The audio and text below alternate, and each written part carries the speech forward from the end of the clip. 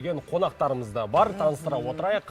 Батыс Қазақстан облыстық камералық оркестрінің бас дирижері бізде Асхат Хасанов, және де бүгін Таңшолпан төріне Батыс Қазақстан облысы камералық оркестрінің бізде директоры Салтанат Мақсотқызы келіп отыр.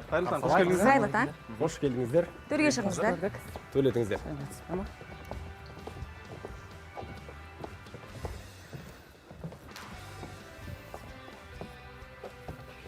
Енді қымбатты көрермендер, біз келген меймандарымызды өздеріңізге таныстырдық. Қайырлы таң дейміз. Қонақжай студиямызға қош келдіңіздер. Футбол көресіздер ме? Барлығымыз футболда жырлап жатырмыз. Көптен көрмедік енді. Жас кезімізде қарайтын едік, бала күнімізде. Қазір ондайдан жоқпыз дейсіздер. Қазір ондайдан жоқпыз, Енді құрметті көрермендер, сіздерге сәл кішкене дауыстарыңызды шығарып сөйлесеңіздер деп біздің режиссерлер ескерту жасап жатыр. Қонақжай студиямызға қош келдіңіздер. Енді мына жалпы оркестрде жалпы осы салада жүрген азаматтардың таңы нешеде басталады, нешеде тұрасыздар? Таңымыз таңғы 7-де тұрамыз. Себебі жұмыс уақыты 9-дан басталады. Үлгеріп баруымыз керек. Себебі биылғы жыл тәуелсіздігіміздің 30 жылдығы, облысымызда да үлкен шаралар жоспарланып жатыр. Соған сәйкес жұмыс жоспарын жасап, біздер де қызу жұмыс істейміз. Тамаша. Енді біз сіздер жалпы республикалық ерекше оркестр деп айтып жатырмыз. Несімен ерекше біздің көрерменге айтып отырсаңыздар? Бұл енді Батыс Қазақстан облыстық камералық оркестрі. Қазақстанда екі-ақ камералық оркестр бар. Өзінің жеке базасы бар. Ол Алматыдағы камерата және Батыс Қазақстан облысындағы бұрын Марат Бейсенғалиев біздің маэстро ашқан 2004 жылы Батыс Қазақстан облысында Марат Бейсенғалиевтің оркестрі болған.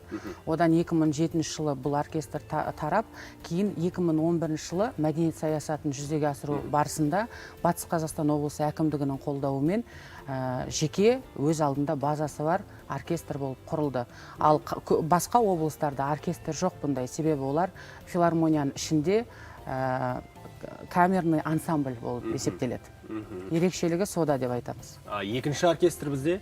Камерата Алматыда. Камерата Алматыда, Енді сіз өзіңіз бас дирижер ретінде дәл осы оркестрде қызмет атқарып келе жатқаныңызға қанша жыл болды? Осыдан 10 жылдай болды. Мен бұл оркестрде ашылғаннан бері жұмыс қызмет атқарып келемін. Басынан ашылғаннан бастап мені көркемдік жетекшісі, дирижер қылып тағайындаған болатын. Жалпы мына дирижерлық карьерам осы оркестрден басталды.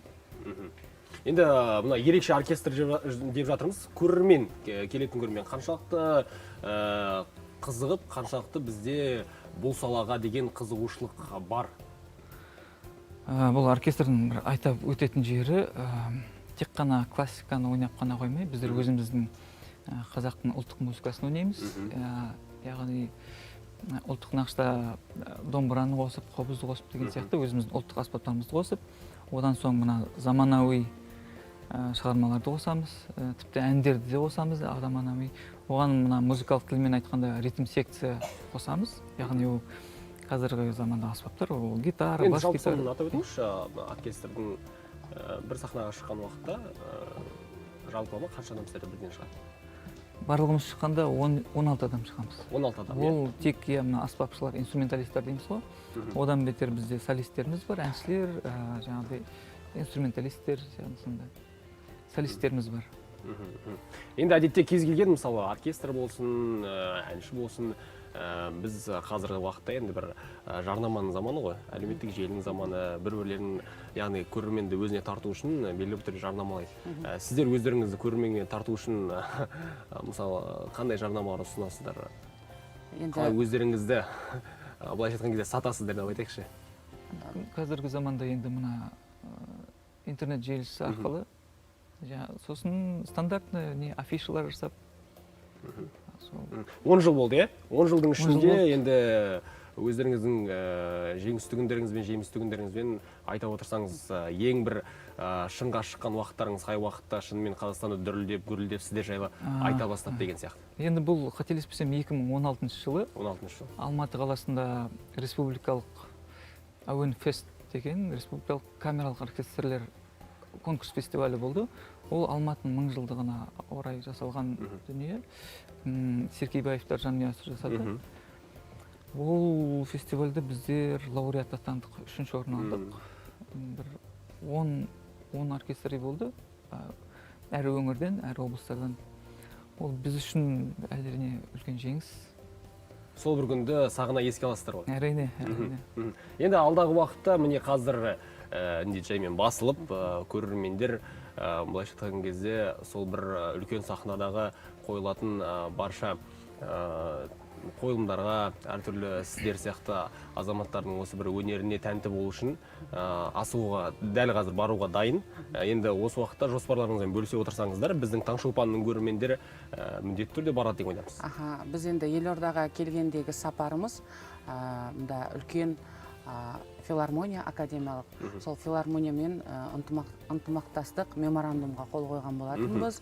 Яғни бұл біздің оркестрдің шығармашылық аясына үлкен кеңейтті деп айта аламыз. Және де мына 10 жылдыққа Алла қаласа біздің облыста үлкен ғимарат мекеме ашылғалы жатыр. Сол жаңа ғимараттың сахнасында үлкен концерт береміз. Қазіргі таңда Астана операның солисті, Қазақстан Республикасының еңбек сіңірген әртісі, қайраткері Дина Хамдинамен келіссөздер жүргізілген болатын. Және де бірнеше қазақстандық және біздің жоспарымызда мүмкіндік болған жағдайда шетелдік инструменталистерді алдырғымыз келіп отыр. Енді бұл 10 жылдағы біздің халық алдында есеп беретін шығармашылық кешіміз болады деп айта аламыз. Тамаша, ендеше сол шығармашылық кеш алдағы уақытта Алла жазса болып, сол кездегі кештен кейінгі әсерлеріңізбен дәл осы студияда Таңшолпанда бөлісесіздер деген ойдамыз. Сол күнде шетелден келетін шақырған қонақтарыңыз барша Қазақстанды біздің көрермендерді тәнті етіп, міндетті түрде біздің Таңшолпанның көрермендерді сіздердің концерттеріңізде, сіздердің шығармашылық кештеріңізде болады деген ойдамыз. Ендеше таңғы ұйқыларыңызды қиып, ұлттық арнада сұхбат бергендеріңізге алғыс білдіреміз. Көп рахмет. Құрметті көрермен, біз меймандарымызға алғыс білдіреміз. Тікелей эфирде Таңшолпан бағдарламасы, бізде көрер қызықтар әлі де бар. Сол себепті арнамыздан алыстамаңыз.